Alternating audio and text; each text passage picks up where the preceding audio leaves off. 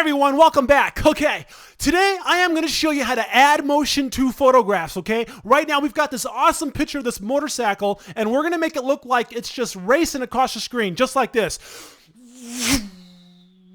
About that fast. Well, maybe not that fast, but you kind of get the idea. Anyways, if you want to follow along with me, go ahead on the CD, go into the project files folder, and then go into the adding motion to photos folder. And then from there, you can go ahead and open up the bike image and go ahead and follow along right with me. Okay, so here we go, everybody. Here we go. The first thing that I want you to do, I want you to come right over here to the toolbar, and then come right down to the bottom of the toolbar, and I want you to click on this button right here. This will allow us to edit in quick mask mode. Now, if that sounds really confusing, don't worry about it. Just click on that button right there. Bam! And now we're in quick mask mode. Then come right up here and select this brush right here, okay? This is the brush tool. Select the brush. What we're going to do is draw a mask. We're going to paint this mask on this image. So we need to select a fairly good sized brush, but make sure it's a soft brush, okay? Come right up here to the brushes preset picker.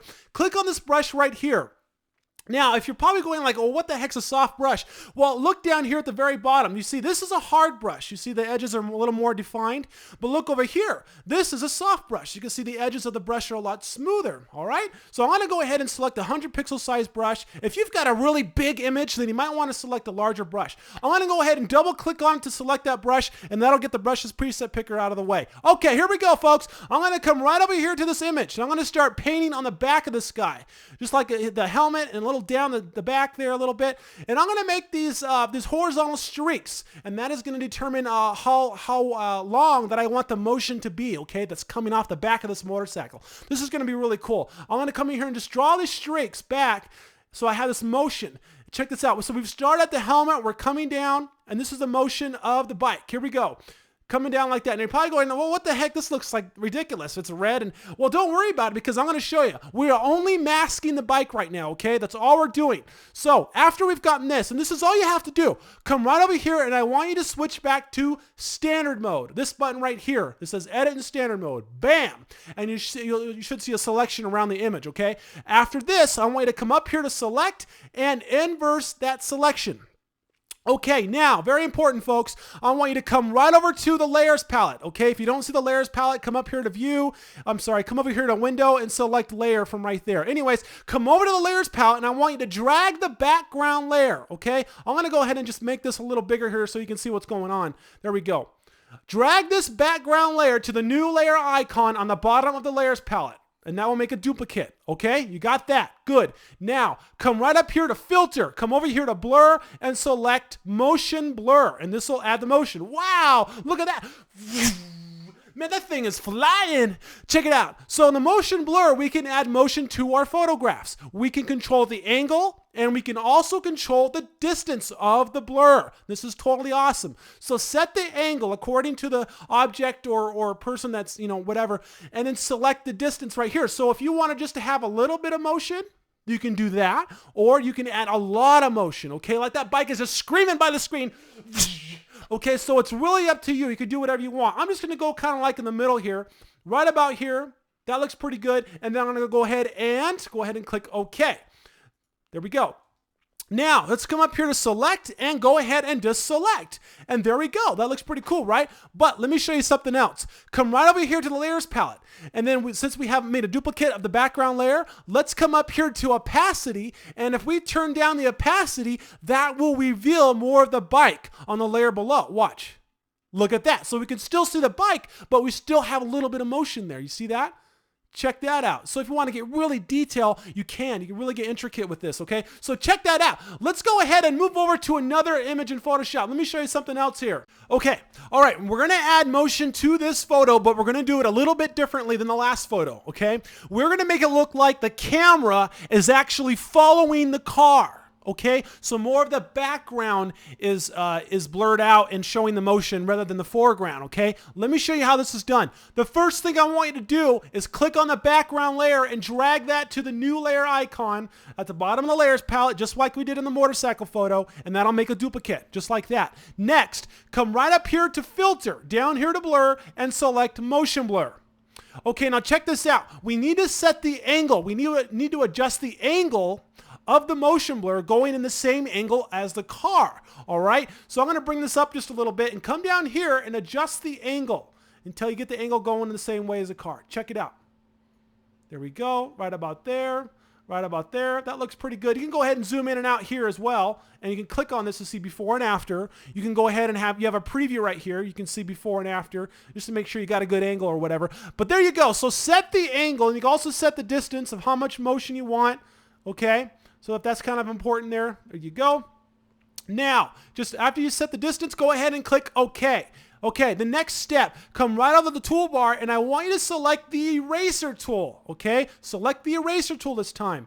And we're going to select a pretty good sized brush for the eraser tool, okay? And what we're going to do is erase away areas of the car, okay? We want to reveal the car, okay? Because we're following the car with the camera. So the car is not really necessarily blurred out. Only the background is showing the motion.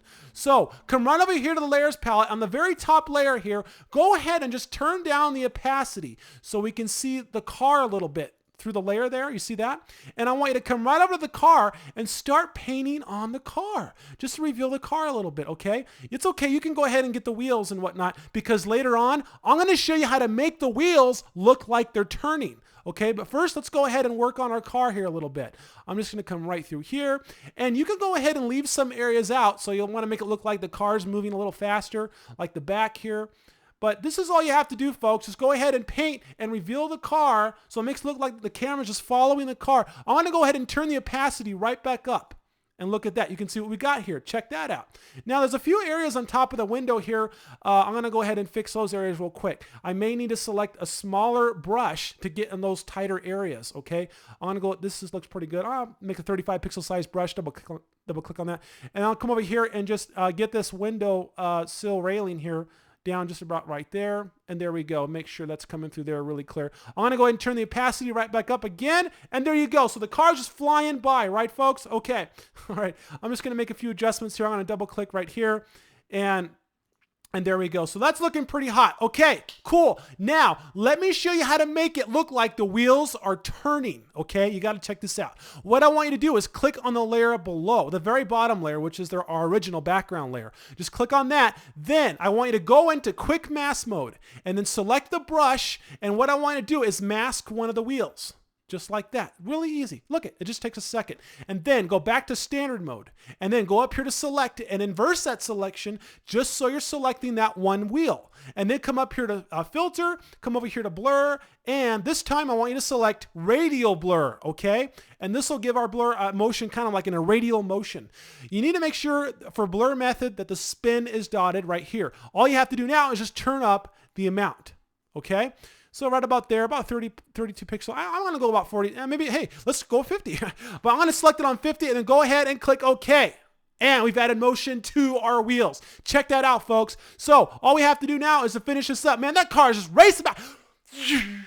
So all we have to do now is just go back into quick mask mode, select the brush, and go ahead and mask the front wheel, just like that. Then come right back up here, go back to standard mode, come up here to select, inverse the selection, come right up here to filter, down here to blur, and select radial blur. And we can apply the exact same. Or, check this out, I'm gonna go ahead and cancel. If you wanna apply the exact same setting from the filter you used previously, come right up here to filter, and Photoshop will put the last applied filter at the very top of the menu. Isn't that cool? Wow. So I can go ahead and select it right there, and it'll go ahead and apply it to that wheel. Check it out. There you go, folks. But there's only one thing. There's no one in the car. The car's on its loose. The car's going to crash. There you go. That's how you add motion in Photoshop.